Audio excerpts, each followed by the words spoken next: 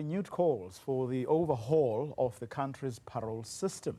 This comes after Correctional Services Minister Pieter Groenewald disclosed to Parliament that more than 5,000 parolees have reoffended while out on parole. Among the crimes committed by these parolees are serious offences. To help discuss this is Professor Wim Rustenburg from the Northwest University. A very good afternoon to you, Prof. Thanks very much for your time. This has been concern. A lot of people have expressed concern about this matter, parolees who then get to offend while they are on parole. Yes, good afternoon, Vuyo and all the viewers. Indeed, this is quite a concern for the Minister, but also for correctional services. But I think we must look at different factors. Now, I want to address the matter in three ways, basically. In the first instance, I want to look at the insider context. So what is the situation of the offender in the correctional system?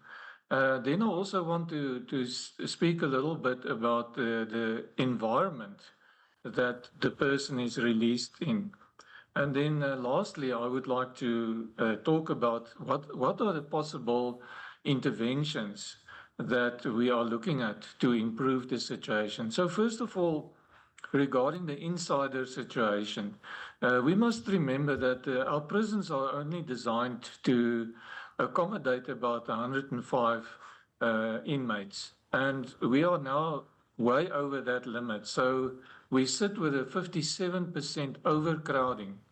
So sometimes, as a way of releasing the pressure on the facilities, people are then released, and often this cannot necessarily be the correct people to be released. It's more under pressure than by appropriate reason, but correctional services does not have an option. They have to then release some people to get more capacity.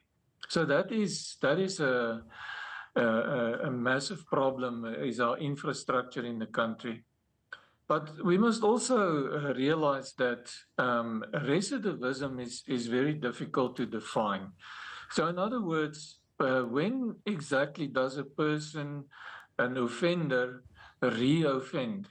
There is not a universal or a legally accepted definition in the country, and that makes it very difficult. For example, is a person recommitting an offense when he is just not meeting the technical requirements such as his curfew? Does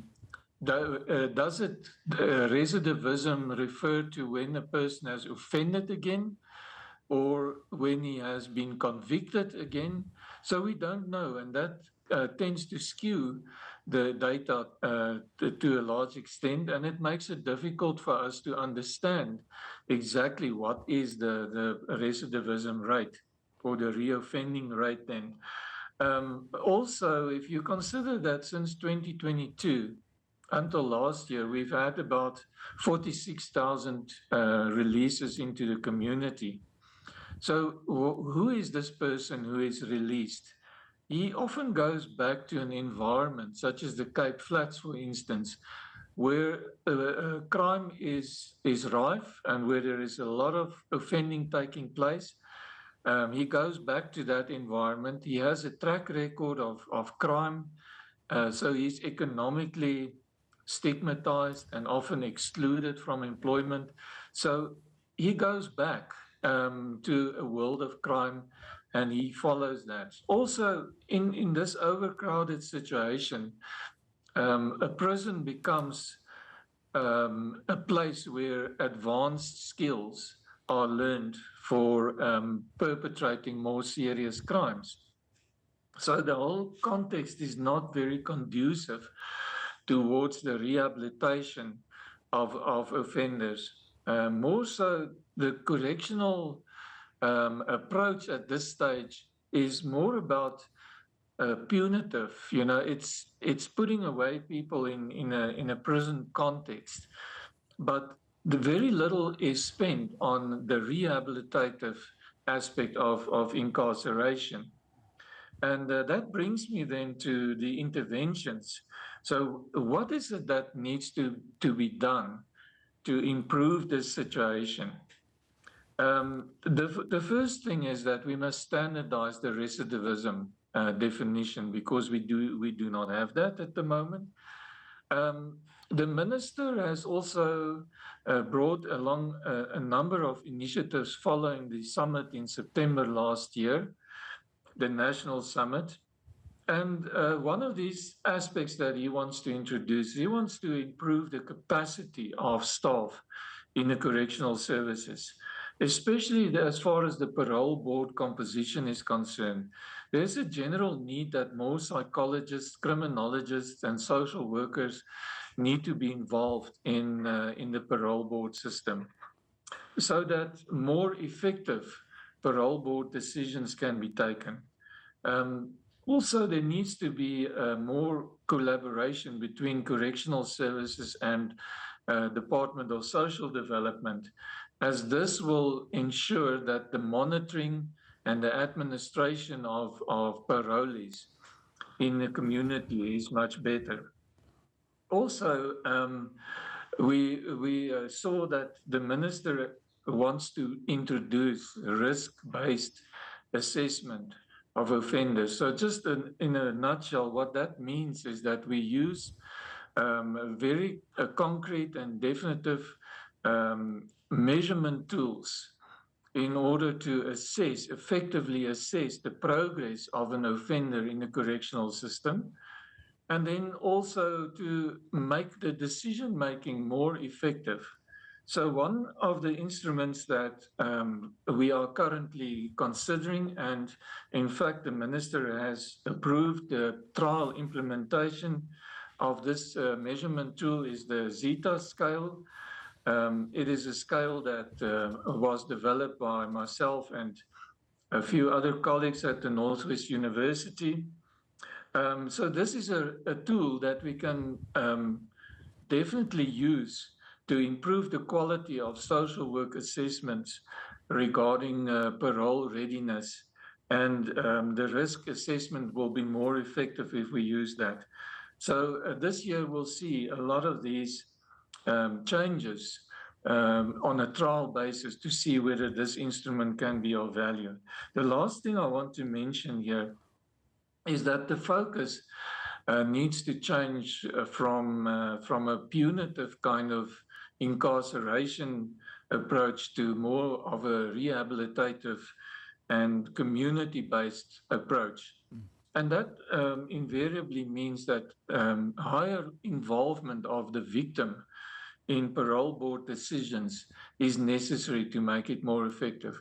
So I think that this is kind of, in a nutshell, what I have to say about this.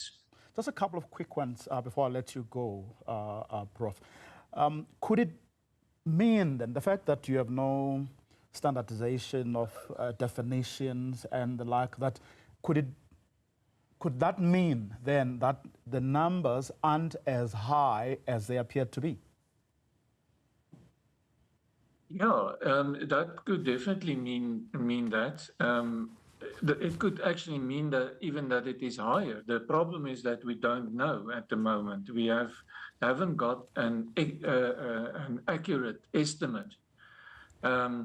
Right now, there are some estimations of about 55% of offenders that upon release will reoffend again. But then there are other estimates as high as 97%.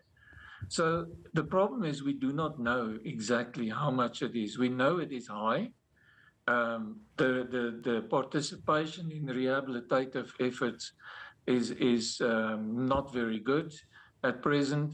The rehabilitative efforts are also not well coordinated. There is a budget problem within correctional services. But yes, it means that the wrong people go out on the street. And then sometimes there is a parole recommendation which is recalled because of some last-minute factors that are raised, and that also wastes a lot of energy. So the process for parole assessment must improve dramatically, must be made systematic. Um, but then also, once they are released, what is being done for rehabilitative purposes, what is being done for community integration. So all these factors contribute to the inaccuracy in the reoffending rate at present. But what are the conversations around the overcrowding, which then leads to people being released because of the prison's capacity constraints? Because someone else may argue that the reason you have many people in prisons is precisely because of the high crime rate in the country generally. Yes. So that is to be expected because I mean the crime rate is actually high. What are the conversations around that particular issue, the overcrowding, or what you call the insider situation? Yeah, I think there is a lot of parliamentary debate on the matter at present, and obviously the answer to the overcrowding lies in the building of more facilities. But having said that, with the limited budget and our poor economic situation at the moment in the country, it becomes very difficult to adhere to that requirement. But of course, that is one of the most obvious strategies is to build more facilities. But if you can't do that, then you must have at least try to improve the way you take decisions about your current inmates in a correctional facility. So yeah, the debate is there. There is also a call for legislation improvements, for example, to remove the current parole situation from the Correctional Services Act, to develop a separate parole act, which will ensure better management of inmates.